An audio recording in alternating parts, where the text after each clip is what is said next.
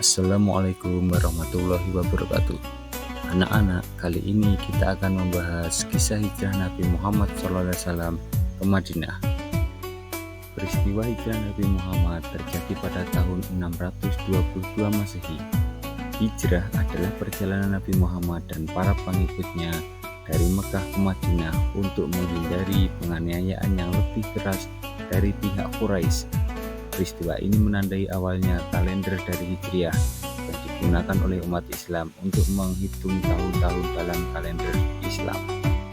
Nabi Muhammad hijrah dari Mekah ke Madinah karena beberapa alasan utama, yaitu penganiayaan terhadap umat Islam. Sejak Nabi Muhammad mulai menyampaikan wahyu dan dakwah Islam di Mekah, umat Islam mengalami berbagai bentuk penganiayaan dari kaum Quraisy yang tidak setuju dengan ajaran baru tersebut. Mereka dianiaya, dihina, dan diperlakukan dengan sangat buruk. Keadaan ini semakin memburuk, terutama setelah para pengikut Nabi semakin banyak dan semakin teraniaya. Ancaman pembunuhan terhadap Nabi. Mereka berencana untuk mengirimkan seorang pembunuh dari setiap suku untuk membunuh Nabi secara bersamaan, dengan tujuan untuk memecah belah suku yang terlibat dalam mencegah adanya pembalasan. Madinah sebagai tempat perlindungan. Nabi Muhammad menerima undangan dari beberapa suku di Madinah yang menginginkan ajaran Islam diterima di sana dan berjanji untuk memberikan perlindungan, mendirikan negara Islam. Di Madinah, Nabi Muhammad tidak hanya berfungsi sebagai pemimpin spiritual, tetapi juga sebagai pemimpin politik dan sosial, mengatur tata kehidupan masyarakat dengan disiplin dan prinsip-prinsip Islam. Dalam perjalanan hijrah dari Mekah ke Madinah, Nabi Muhammad ditemani oleh beberapa orang penting, yaitu Abu Bakar As-Siddiq. Abu Bakar adalah sahabat dekat Nabi Muhammad dan salah satu orang yang sangat mendukung dakwah Islam. Beliau adalah teman setia dalam perjalanan hijrah dan ikut menemani beliau selama perjalanan tersebut.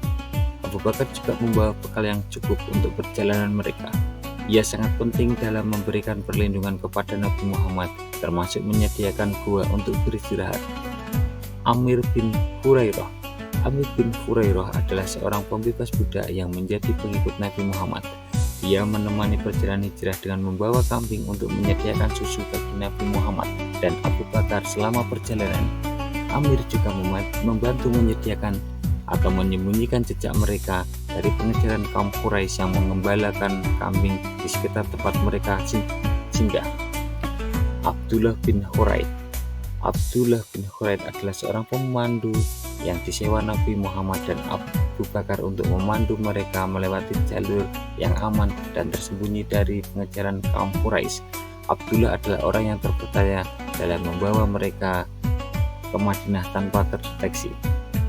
Asma bin Abu Bakar. Asma adalah putri Abu Bakar yang juga berperan penting dalam perjalanan hijrah. Dia menemani menyiapkan bekal dan membawa makanan untuk Nabi Muhammad dan ayahnya Abu Bakar saat mereka berada di Gua Sur. Beberapa hal yang dilakukan oleh Nabi Muhammad dan Abu Bakar di Gua Sur adalah bersembunyi dari pengajaran Quraisy. Setelah meninggalkan Mekah, Nabi Muhammad dan Abu Bakar mencari tempat aman untuk bersembunyi agar tidak terdeteksi oleh kaum Quraisy yang sedang memburu mereka. Gua Sur yang terletak di sebuah gunung sekitar 5 km selatan Mekah menjadi tempat perlindungan mereka.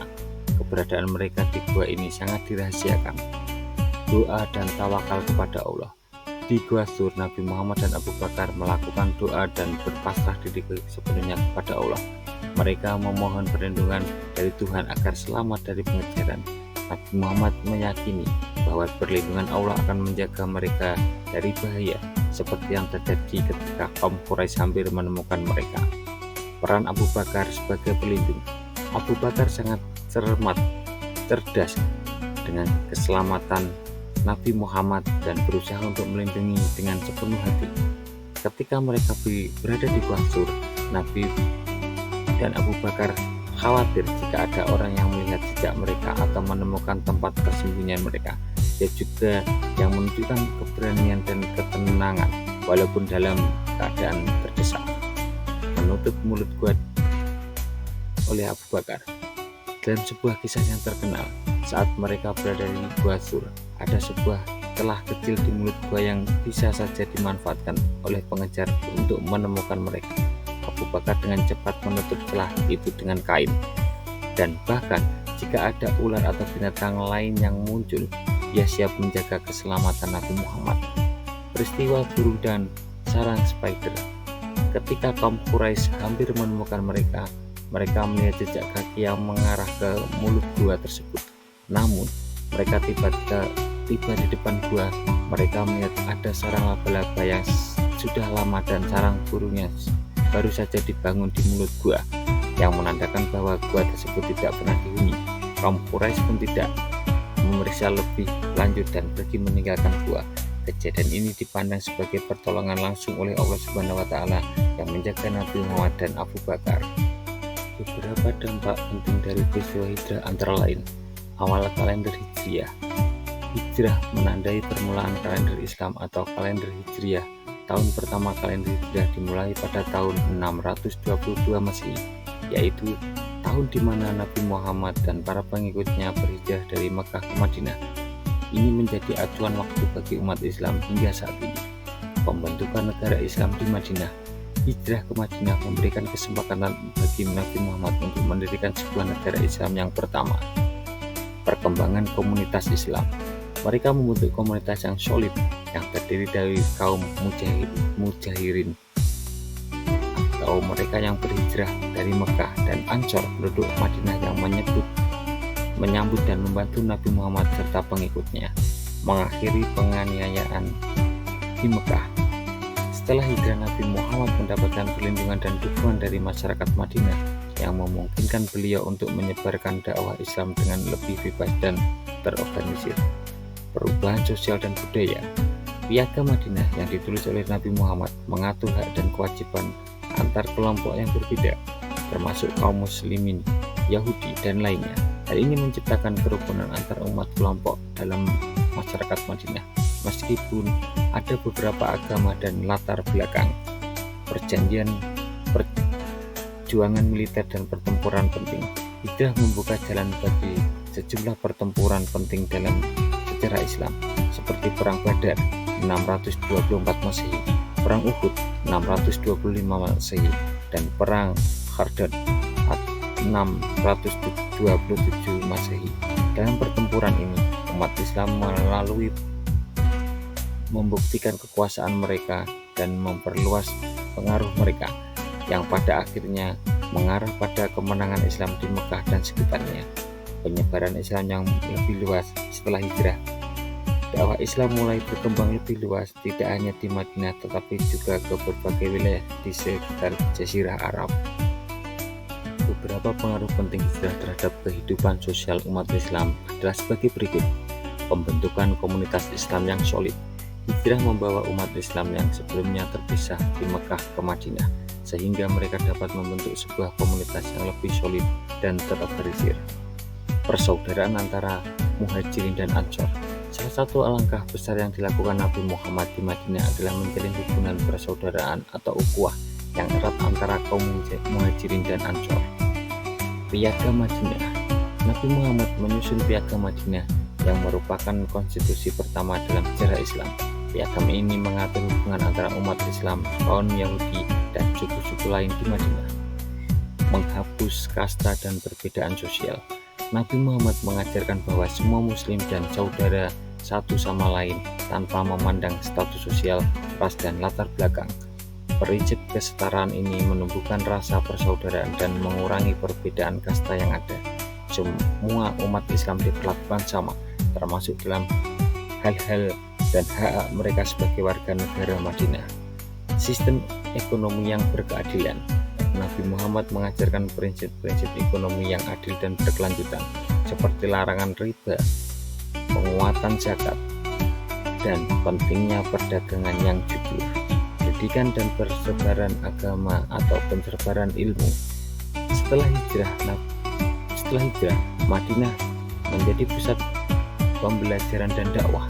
Nabi Muhammad mengajarkan ajaran Islam secara langsung dan banyak sahabat yang menimba ilmu dari beliau. Perubahan dalam peran wanita. Nabi Muhammad mengajarkan hak wanita seperti hak untuk mewarisi harta, hak untuk menikah dengan pilihan sendiri, dan hak untuk berpartisipasi dalam kegiatan sosial dan keagamaan. Peran beliau dalam pembangunan pemerintahan di Madinah dapat dilihat dari beberapa aspek berikut. Mendirikan Piagam Madinah. Piagam ini mengatur hubungan sosial, politik, dan hukum antara berbagai kelompok yang ada di Madinah, termasuk kaum muslimin, muhajirin dan ansor, kaum Yahudi, dan suku-suku lainnya. Piagam Madinah mengakui semua pihak, baik muslim maupun non-muslim, sebagai bentuk dari suatu komunitas yang saling melindungi dan bekerja sama. Semua kelompok memiliki hak yang sama di bawah hukum Islam dan diatur dalam Piagam Madinah, baik dalam hal kebebasan beragama, keamanan maupun pemecahan sengketa. Semua pihak yang tercakup dalam Piagam Madinah diharuskan untuk bekerja sama dalam hal mempertahankan Madinah dari ancaman luar, baik itu suku-suku lain maupun serangan dari luar. Pemerintah yang berlandaskan syariah Islam. Berdasarkan kebijakan yang diambil oleh Nabi Muhammad adalah pengaturan ekonomi. Nabi Muhammad mengatur sistem ekonomi yang berkeadilan seperti pelaksanaan zakat, melarang riba, dan kewajiban berbagai dengan yang miskin. Keadilan hukum. Beliau menetapkan hukum Islam yang mengatur hak dan kewajiban seperti individu, termasuk hak wanita, hak harta benda, serta menyelesaikan sengketa antara individu dan kelompok. Contoh nyata adalah pengaturan pidana Islam yang memberikan hukuman yang adil sesuai dengan pelanggaran yang dilakukan. Pembangunan infrastruktur dan sosial. Beberapa langkah yang beliau ambil adalah membangun Masjid Nabawi. Nabi Muhammad memimpin pembangunan Masjid Nabawi yang menjadi pusat ibadah, tempat berkumpulnya umat Islam, serta pusat kegiatan sosial dan pendidikan di Madinah. Mengatur pembagian tanah. Nabi Muhammad mengatur pembagian tanah di Madinah yang diperoleh melalui perang dan hasil kerjasama dengan suku-suku lain, dan membagi sebagian tanah tersebut kepada umat Islam, terutama bagi kaum muhajirin yang kehilangan tempat tinggal dan harta di Mekah. Mengorganisir masyarakat. Beliau mengorganisir kehidupan sosial dengan membangun struktur yang lebih tertatur, termasuk mendirikan pasar yang adil dan aman, serta mengatur kehidupan keluarga dan masyarakat dalam kerangka hukum Islam. Mendirikan kekuatan militer. Beberapa langkah yang penting yang diambil adalah pembentukan pasukan Islam. Nabi Muhammad membentuk pasukan yang terdiri dari para sahabat untuk melindungi Madinah dan umat Islam. Salah satu cara Nabi Muhammad memimpin negara adalah melalui keterlibatan langsung dalam pertempuran penting seperti Perang Badar, Perang Uhud, dan Perang Khandaq. Diplomasi dan hubungan antar suku. Hal ini dilaksanakan melalui perjanjian seperti perjanjian Hudaybiyah dengan kaum Quraisy yang memungkinkan umat Islam untuk menjalankan ibadah haji tanpa gangguan dan memperkokoh posisi politik Islam, mewujudkan keamanan dan peradilan. Beliau mengatur hubungan antar kelompok yang berbeda, memastikan tidak ada diskriminasi atau permusuhan antara umat Islam dan non-Muslim. Nabi Muhammad mendorong perdamaian dan toleransi antar kelompok, serta menekankan pentingnya solidaritas sosial dan saling membantu. Pendidikan dan penyebaran ilmu. Madinah menjadi pusat pembelajaran agama Islam, di mana Nabi Muhammad mengajarkan ajaran Islam, baik dalam hal akidah, ibadah, maupun tata cara hidup yang baik. Beliau menginstruksikan para sahabat untuk menuntut ilmu dan kemudian menyebarkannya ke daerah-daerah lain. Demikian materi kita hari ini tentang hijrah Nabi Muhammad dari Mekah ke Madinah. Semoga anak-anak dapat mengambil hikmahnya. Billahi taufiq wal hidayah. Wassalamualaikum warahmatullahi wabarakatuh.